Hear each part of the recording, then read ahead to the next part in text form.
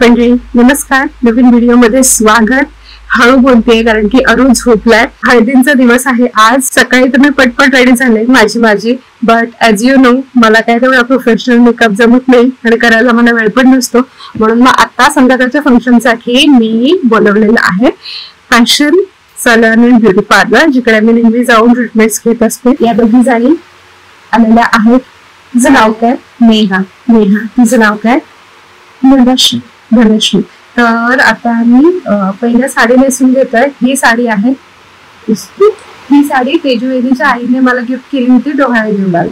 So आज आता ती गोल्डन कलरची आहे. येलो ऑलरेडी सकाळी नेसून झाली तर म्हटलं आता गोल्डन नेसूया. ते तयारी करतायत. अजून इकडे झोपलाय. इथे ताई बसलेले आहेत आणि मी केसांचं तेल लावून मी मेकअप काढले. आधीचा दुपारचा जो केला होता. सो चेक करा की ऑइल कुठे आहे का. आता आपण क्लिन्झिंग करूया ना. चालेल. बांगड्या परत अशा बांधून ठेवल्यात. अशाच परत चढवायच्या हातात. घाई तिकडे पोहोचायची नाहीये. घाई आहे आणि झोपलेला असेपर्यंत शक्यतो जेवढं होईल तेवढं मला रेडी व्हायचंय. साडी नेसून झाली आहे. अजून काय ठीकठाक करतात पण व्यवस्थित नेसली, चापून चोपून नेसली. फक्त साडी माझी आहे, ब्लाऊज माझा आहे. बाकी सेटफिटिंग त्यांच्या, साडी पण त्यांची, रेसावली त्यांनी. फक्त गोल फिरले. ठीक आहे. आता आम्ही बसतोय मेकअप साठी. किती वेळ लागेल आपल्याला? आता सुरू केलं अर्धा तास, हाफ एन आवर. तोपर्यंत आरू झोपेत. क्लिन्झिंग झालं, टोनिंग झालं. आता मी आय गेस मॉइश्चरायझर आहे. फर्स्ट आपण आय मेकअप करून घेऊया.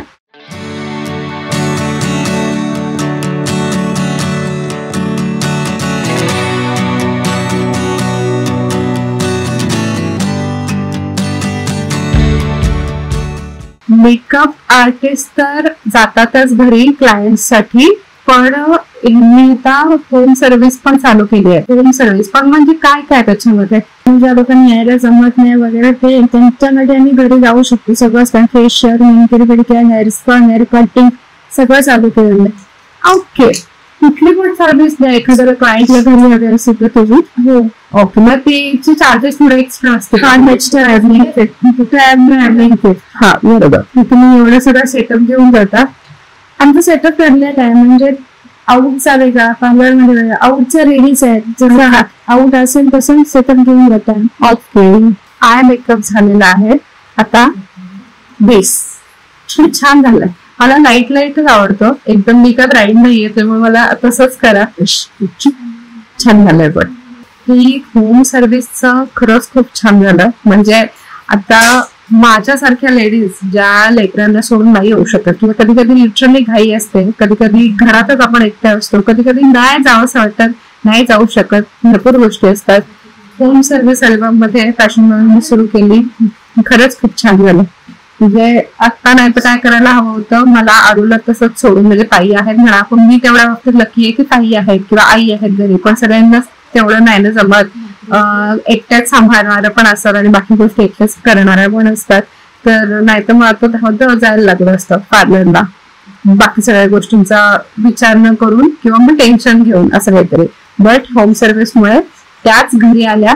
मी पण थोडा वेळ का होईना जरा शांत बसले, पायांना जरा आराम दिला, रिलॅक्स झाले आणि आता मेकअप सुरू झाला. नाही तर धाव जायचं, धाव यायचं. सिच्युएशन हे बरं आहे, खूप बरं आहे. आता चालू करतोय बेस.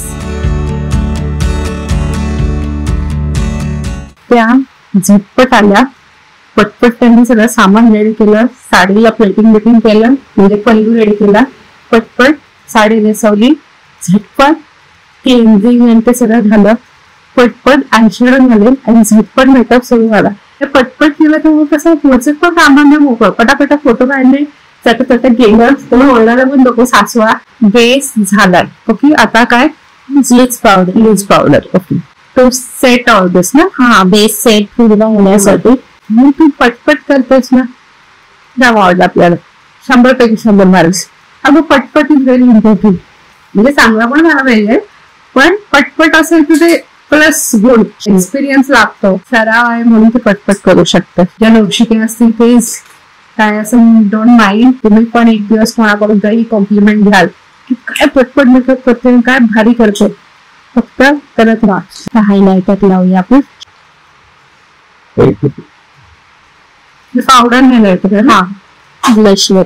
ओके. ज्यांचे पॅरेंट्स किंवा रिलेटिव्ह एकदम कूल आहेत, हा मध्ये लागू आहे तेवढं पोहोचेल, त्यांचं काय नाही. पण ज्यांचं असं हा लवकर काय तुम्ही ते हे पण करायचंय, ते पण करायचंय, फोटो पण काढायचे, इकडे पण फोटायचंय, ही रसम करायची, हे नाहीचंय, ते सामान, हे पोरग, ते पोरग, त्यांना पटपटच हवा.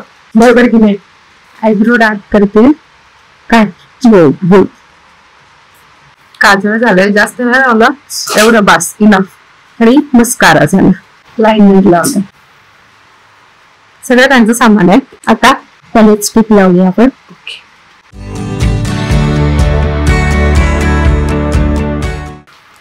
लिपस्टिक मॅचिंग बरोबर झालं ना शेड.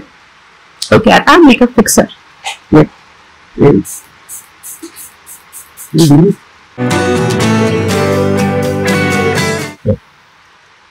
लगेच सगळं टिकली तर लगेच सौंदर्य थोडं इकडे झालं.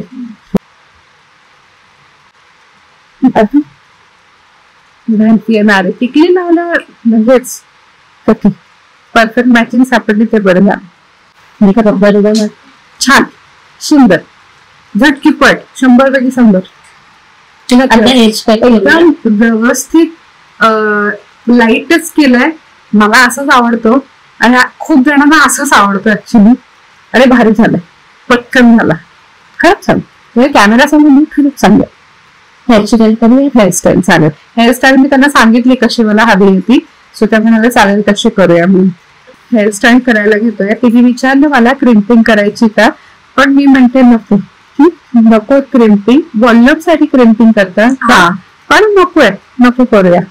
आणि मी यावेळेला मिड पार्टिशन करते. मी कधीच मिड पार्टिशन घेत नाही, वन साइड घेते, कारण की हे जे आहे ना, हे असं या साईडचं आहे ते मला आवडत नाही. मला असं वाटतं की ते माझं खूप मोठं आहे आणि ते अनकम्फर्टेबल होतं.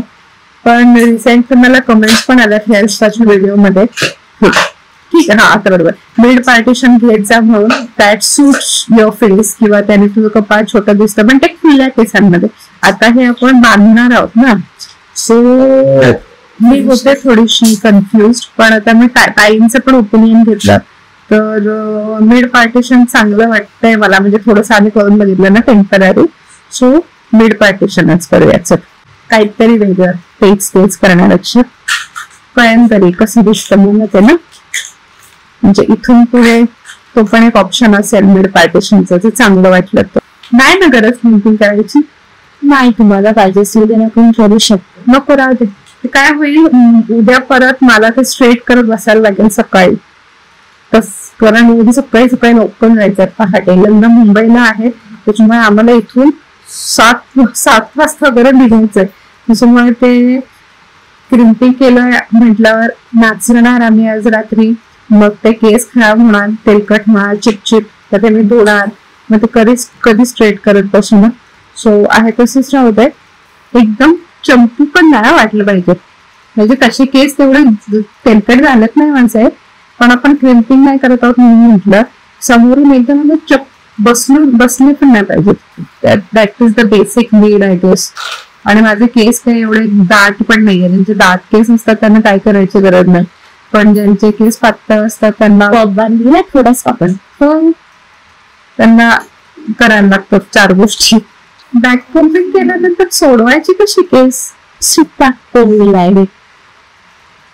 हेवी नाही करत आहे. हा, त्यांनी पाठी ते बन वगैरे लावलाय बरोबर ना. तुम्ही बांधून देतो आपण. हो काय, मी बोलते बन मी लावताय काय, त्यांनी काय होतं पोनीटेल का आपल्याला ब्रेड घ्यायची नाही तशी बांधली बेसिक सपोज एखाद्याने बन वगैरे लावला, म्हणजे ते बेस जो असतो तो तुम्ही लावला, हा तुम्ही जे प्रोडक्ट्स आहेत म्हणजे हे केसांसाठी वापरले तर ते रिटर्न करायचे आणि क्लायंट चार्जेस लावतो, युपिन वॉपिन ते चालतात. तेच विचारते, हेअर बन वगैरे असतात ना, म्हणजे कुठले ते जाळी भांडी जाळी नाही त्याचे नाही ना. हा म्हणजे भांडी घासायचा काथा असतो तो प्लास्टिकचा, तसं ते काळं मिळतं ना केसांना लावायला, त्याचे नाही ना चार्ज रिटर्न वगैरे नाही ना करायचं. हा जो तसावाला बन असतो तो चांगल्या क्वालिटीचा, काय हिरे बिरे जळले किंवा असं आर्टिफिशियल हेअर पासून बनलं तर त्याचे चार्जेस ऑफकोर्स, आणि ते रिटर्न करायला लागत असेल. पण हे बाकी टीना आणि टीना ते नाही ना. नाही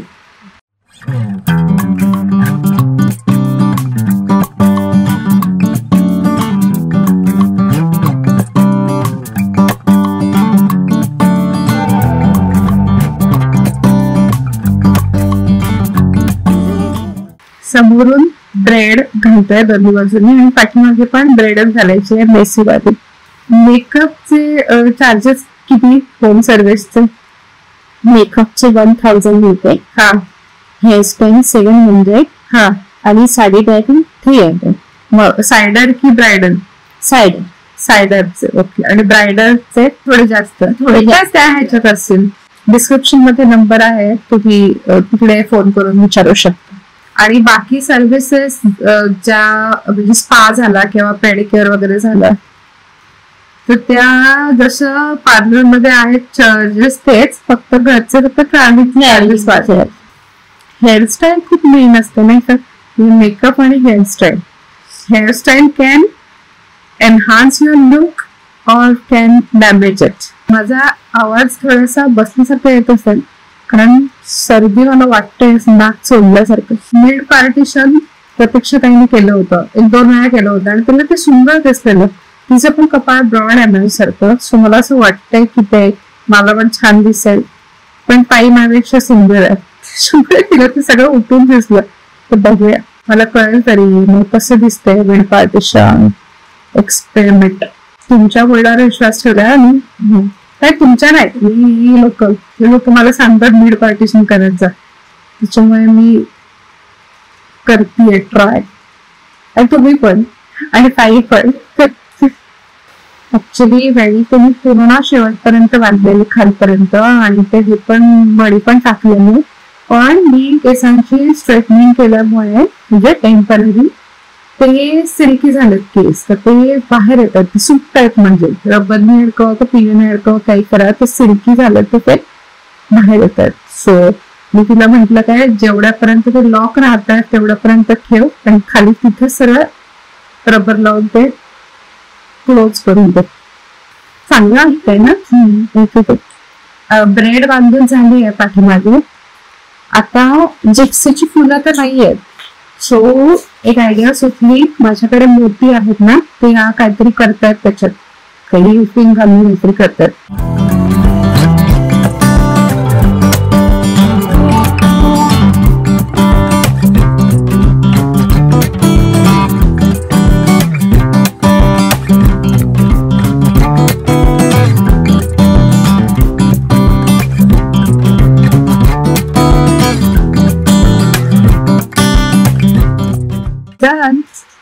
ती अजून करणार होती पण मी म्हटलं हे एवढेच राहू देत. हे काय टाउन पण म्हटलं हे एवढेच राहू देत. थोड्या वेळाने ते तसेही स्ट्रेट होते. छान झालं. Thank you so much. आणि हेअरस्टाईल पण सूट होतं ना मला मिड पार्टिशन? कमेंट मध्ये सांगा. आय गेस सूट होत आहे. Thank you so much. एक सगळं होईपर्यंत दुसरीने पराकपट सगळं भरलं. मी तर जायला रेडी. देव पण माझ्या मेहरबान झाला की अजून तरी गाड झूट दिली. Thank you. Fashion salon and beauty parlour. Address number खाली आहे, डिस्क्रिप्शन बॉक्स चेक करा. थँक्यू. ज्वेलरी घालायची ती माझी मी घालतो. This is how I am looking. ही वेळी कधी अशी घ्यायला सांगितली, घेऊन नंतर निघताना सगळं ते पाठीच आहे. असा आहे मेकअप. कशी दिसते प्लीज सांगा कमेंट्स मध्ये.